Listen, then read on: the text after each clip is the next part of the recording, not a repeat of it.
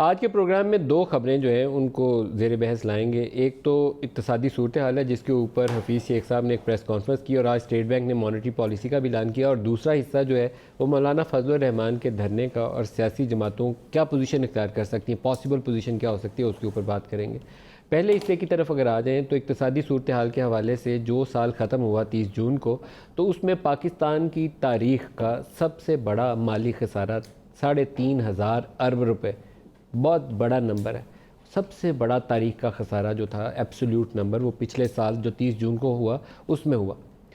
एक साल में पाकिस्तान की हिस्ट्री में, जब से पाकिस्तान बना आज तक, कभी किसी एक साल में अगर कर्ज़ों में सबसे ज़्यादा इजाफा हुआ तो वो भी ये गुज़श्ता माली साल में हुआ। 10,300 रुपये के कर्ज़े बढ़ गए और ग्रोथ रेट उल्टा हो गया, नीचे को गिर गया, एक्सपोर्ट्स बढ़ी नहीं।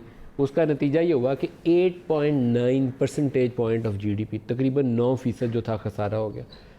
स्टेट बैंक वाले जो थे वो मॉनेटरी पॉलिसी को टाइट करते गए, बढ़ाते गए 13.25% पे ले गए, जो 1.5 साल पहले तक 5-6% पे हुआ करता था।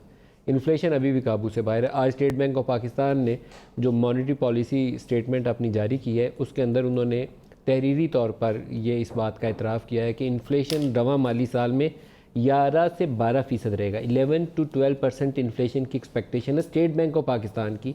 इसलिए उन्होंने अपना इंटरेस्ट रेट जो है, पॉलिसी रेट जो है, उसको 13.25% पे बरकरार रखा है।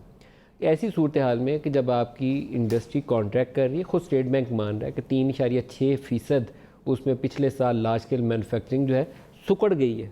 वो तो ज़ीरो पे भी रहे तो चलो मान लेते, सुकड़ गई है, कॉन्ट्रैक्शन हो गई है इकॉनमी में। तो खुशियाँ सिर्फ एक बात की मना रहे हैं कि हमने इंपोर्ट्स कम कर लिए, इसके अलावा कोई चीज़ मनाने के इनके पास है नहीं। तो कोई डायरेक्शन है हमारे पास इकॉनमी की, ये बहुत बड़ा और अहम सवाल है।